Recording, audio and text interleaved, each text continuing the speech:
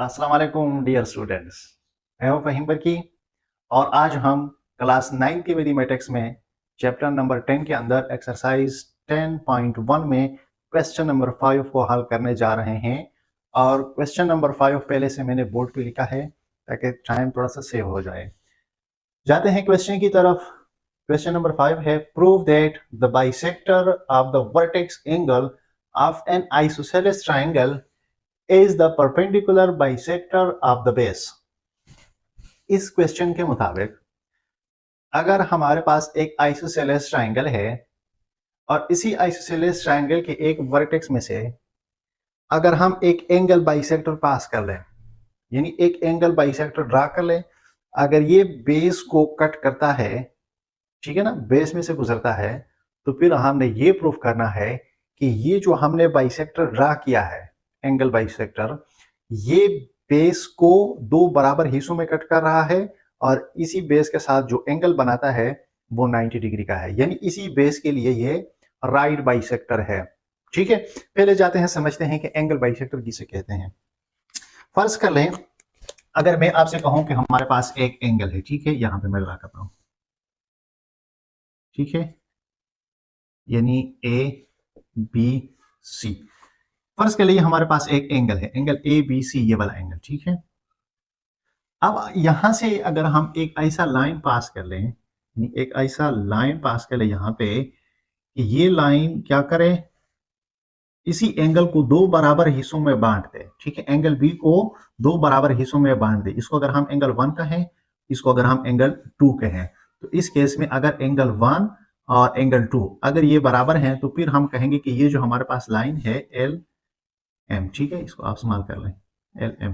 तो ये L M line जो है ये इसी एंगल बी का बाइसेक्टर है। क्यों? क्योंकि इसी लाइन ने इसी एंगल बी को दो बराबर हिस्सों में तकसीम किया है, बांट दिया है, ठीक है।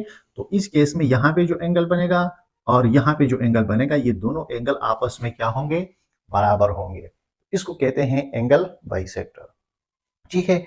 एक हमारे पास होता है लाइन बाइसेक्टर। फर्ज कर लें अगर हमारे पास एक लाइन सीगमेंट है, ठीक है ना, फर्ज कर लें ये ए और सी, इसको मैंने नाम दिया है। अब अगर यहाँ पे फर्ज कर लें एक मिड पॉइंट यहाँ पे हम लिखते हैं, फर्ज कर लें ये डी है, ठीक है। तो अगर यहाँ पे हम एक ऐसा लाइन ड्रा कर लें इसी पॉइंट में से गुजरे, ठीक है, यानी ये लाइन जो है एल एम, इसी लाइन ने इसी ए सी लाइन को बिल्कुल दरमियान पे कट कर दिया है, यानी ए से लेकर डी तक का जो फासला है, ठीक है, यहां से यहां तक, ये बराबर होगा डी से लेकर सी तक का जो फासला है। इट मीन्स के ए से लेकर डी तक का जो फासला है या ये जो लाइन सेगमेंट है, इसकी लेंथ और डी से लेकर सी तक का जो डिस्टेंस है, इसका लेंथ, ये दोनों आपस में इक्वल हैं। इस वजह से फिर हम कहते हैं कि एल एम क्या है, इसी ए सी का बाइसेक्टर है, ठीक है, इसको कहते हैं बाइसेक्टर। अब राइट बाइसेक्टर से क्या मुराद है, फर्ज कर लें अगर आपके पास यही ए सी लाइन सेगमेंट है, ए सी, ठीक है, और ये फर्ज कर लें पॉइंट आप डी कह दें, ये मिड पॉइंट है। अब अगर यहाँ पे हम एक ऐसा लाइन ड्रा कर लें, ठीक है, एक ऐसा लाइन ड्रा कर लें, ठीक है, जो कि इसी ए सी के बिल्कुल मिड पॉइंट में से गुजरे और इसके साथ 90 डिग्री वाला एंगल बनाए, इधर भी 90 डिग्री, इधर भी 90 डिग्री। तो फिर हम कहेंगे कि ये जो हमारे पास एल एम लाइन है ये ए सी का राइट बाइसेक्टर है, ठीक है ना, राइट बाइसेक्टर। क्यों? क्योंकि इसने इसी एसी साइड को बाइसेक्ट कर दिया है, दो बराबर हिस्सों में इसको बांट दिया है और इसी लाइन सेगमेंट एसी के साथ जो एंगल बनाता है ये 90 डिग्री का है। तो इस वजह से फिर इसको राइट हम कहेंगे, तो फिर ये बनता है right bisector of the line segment AC. तो ये एसी का राइट बाइसेक्टर है, ठीक है। पहले क्वेश्चन को अच्छे तरीके से समझे, फिर बाद में प्रूफ करना आसान है, ठीक है ना। तो अब क्वेश्चन की तरफ दोबारा जाते हैं।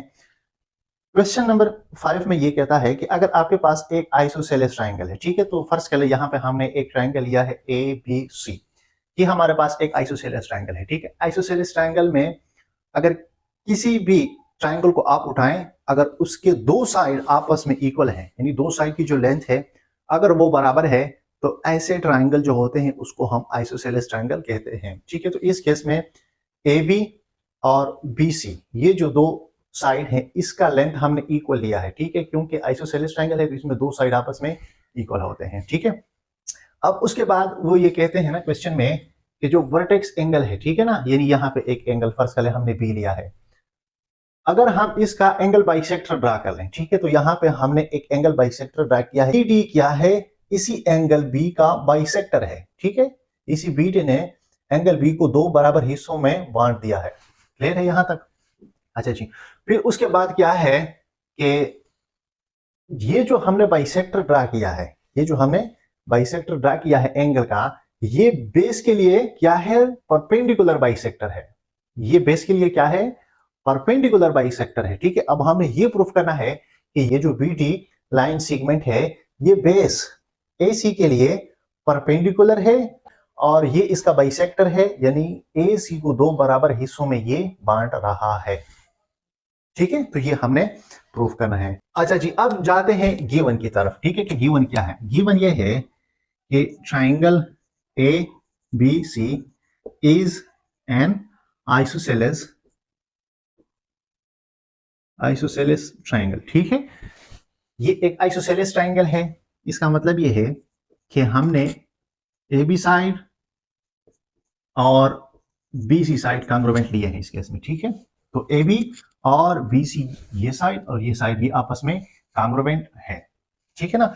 और साथ में ये भी कह दें कि ए सी जो है ये बेस है, A C is the base of the triangle A B C, ठीक है ना। ये जो ट्राइंगल ए बी सी है और ए सी इसका बेस है। हम प्रूफ करेंगे कि ये जो एंगल बाइसेक्टर है बी डी, इसी एंगल बी का एंगल बाइसेक्टर, ठीक है ना, ये क्या है, यानी बी डी जो है परपेंडिकुलर है एसी के लिए, एंड उसके साथ हमने ये भी प्रूफ करना है कि AD is congruent to DC. ये भी हमने प्रूफ करना है कि अगर ये बी डी एंगल बी का बाइसेक्टर है, ठीक है ना, और ये बेस को बी कट कर रहा है, तो हमने ये प्रूफ करना है कि ये जो बी डी है एंगल बी का बाइसेक्टर, ये इसी बेस एसी के लिए राइट बाइसेक्टर है, यानी यहाँ पे ये 90 डिग्री वाला एंगल भी इसके साथ बनाता है और इसी एसी लाइन सेगमेंट को दो बराबर हिस्सों में भी बांटता है, यानी ए से लेकर डी तक और फिर डी से लेकर सी तक, ये दोनों डिस्टेंस आपस में कांग्रुएंट है या इक्वल है, ये हमें प्रूफ करना है। अच्छा जी, अब जाते हैं प्रूफ की तरफ। तो प्रूफ में हम लेते हैं, यहाँ पे देख सकते हैं आप लोग दो ट्रायंगल बन रहे हैं, तो हम दोनों ट्रायंगल को उठाते हैं यहाँ से और इसका मवाजना करते हैं, यानी in triangle A B D corresponds to the triangle CDB,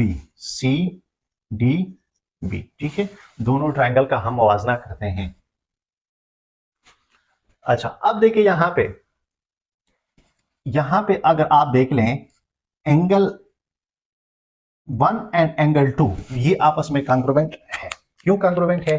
क्योंकि BD जो है एंगल B का बाइसेक्टर है, तो यहां पे आप लिख सकते हैं कि angle 1 is congruent to the angle 2। और इसके लिए रीजन क्या है कि जो PT लाइन सेगमेंट है ये बाइसेक्टर है, is the bisector of angle B, ये एंगल B का बाइसेक्टर है, इस वजह से यहाँ पे जो एंगल B बन रहा है इसको ये दो इक्वल पार्ट्स में डिवाइड कर रहा है। अच्छा, अब देखिए ट्रायंगल तो हमारे पास आइसोसेलेस ट्रायंगल था, ठीक है ना, तो फिर यहाँ पे ये भी गिवन है कि AB और BC दो साइड भी आपस में कांग्रुएंट हैं, तो आप लिख सकते हैं, ठीक है, आप लिख सकते हैं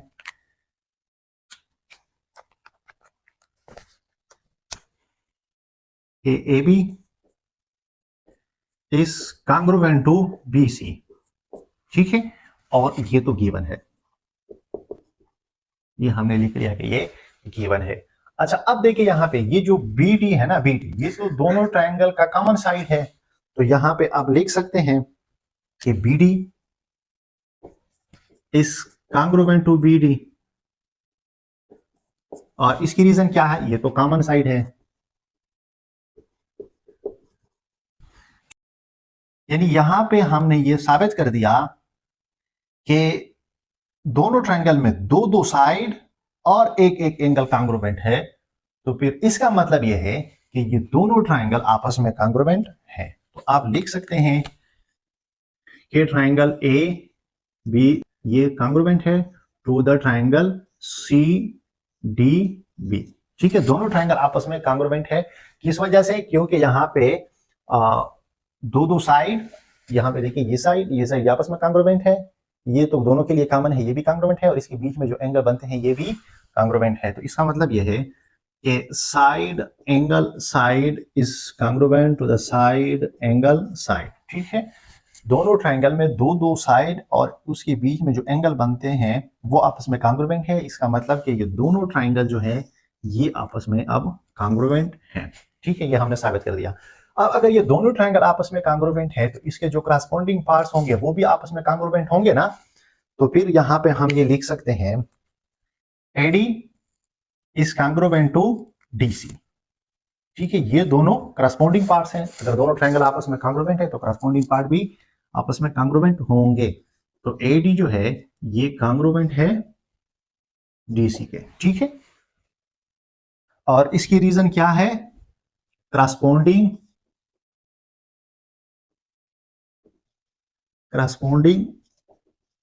साइड्स ऑफ कांग्रुएंट ट्राइंगल्स। ठीक है,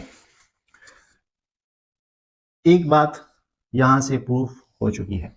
ठीक है, यहां पे हम ये प्रूफ कर रहे थे कि AD is congruent to DC, ये तो हमने साबित कर दिया। अब ये साबित करना है कि ये जो BD है, BD ये AC के लिए परपेंडिकुलर है। ठीक है, तो अब यहां पे देखें, फिर जाते हैं उसकी तरफ।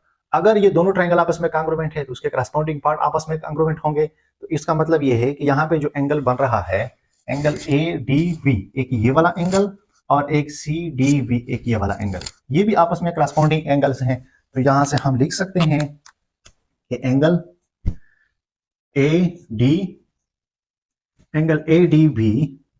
Is congruent to the angle CDB। ठीक है, और इसकी वजह क्या है? इसकी वजह भी यही सेम है, corresponding angles of congruent triangles are congruent. ठीक है, ये शॉर्टकट मैंने लिख दिया। तो अब देखिए ये दोनों एंगल भी आपस में कांग्रुएंट हैं। अगर ये दोनों कांग्रुएंट इट मींस कि ये आपस में इक्वल हैं। अच्छा, अब यहां पे देखें थोड़ा सा, अगर आपके पास एक स्ट्रेट लाइन है, ठीक है, एक स्ट्रेट लाइन, ठीक है, तो यहां पे एंगल जो बनता है वो कितना होता है? 180 डिग्री का। अगर यहां से हम इस तरह एक और लाइन ड्रा कर लें तो यहाँ पे दो एंगल बनते हैं, एक एंगल ये है और एक एंगल ये है। अब इन दोनों एंगल का अगर आप सम करते हैं ना तो दोनों एंगल का सम किसके बराबर आता है? 180 डिग्री के बराबर आता है। तो यहाँ पे देखें, अगर हम इस तरह कर लें कि दोनों एंगल को अगर हम सम कर लें, यानी angle ADB plus angle CDB, ठीक है, इसका सम किसके बराबर आएगा? 180 डिग्री के बराबर आता है ना। तो अब देखें ये दोनों जो हैं, दोनों एंगल, यहां पे देखिए दोनों एंगल आपस में कांग्रुएंट है, बराबर है। ठीक है ना, तो यहां पे हम इस तरह लिख सकते हैं कि एंगल ADB प्लस, अब यहां पे देखिए ये दोनों एंगल आपस में कांग्रुएंट है ना, तो इसी एंगल यानी इस एंगल की जगह फिर मैं ये एंगल लिख सकता हूं, यानी एंगल ADB ये मैंने लिख लिया, which is equal to 180 degree. अब अगर हम इसको ऐड कर लेना तो ये हमारे पास आएगा 2 times angle ADB which is equal to, यानी ये दोनों हमने ऐड कर दिया। ठीक है ना, तो ये हमारे पास आएगा 180 डिग्री। इसको 2 से डिवाइड कर लें, यानी इसको भी 2 से डिवाइड कर लें, इसको भी 2 से डिवाइड कर लें, ये 2 कैंसिल हो जाएगा। 180 डिग्री को अगर आप 2 से डिवाइड कर लें तो इसका मतलब क्या है कि एंगल ADB ये कितना आ जाएगा? 90 डिग्री का आ जाएगा। सो इसका मतलब ये है कि यहां पे जो हमने एंगल लिया है, एंगल ADB, ये कितना है? 90 डिग्री का है। और यहां पे हमें पता है कि दोनों जो एंगल हैं, दोनों एंगल ये आपस में कांग्रुएंट है। अगर ये एंगल 90 डिग्री का है तो ये भी 90 डिग्री का होगा। चलो ये मजीद यहां पे मैं लिख लेता हूं। ठीक है, सो इट मींस के दोनों एंगल जो हैं ये आपस में कांग्रुएंट है। तो अगर एक एंगल 90 डिग्री का है तो फिर दूसरा किसके बराबर होगा? वो भी 90 डिग्री का होगा। तो यहां पे एंगल ADB ये कितना आ जाएगा? 90 डिग्री का।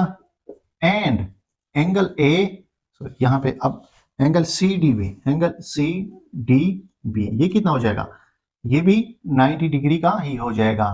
और इसका रीजन मैं यहां पे लिखता हूं, ठीक है ना। इसका रीजन क्या है, क्योंकि एंगल ए बी जी, ठीक है ना, ये एंगल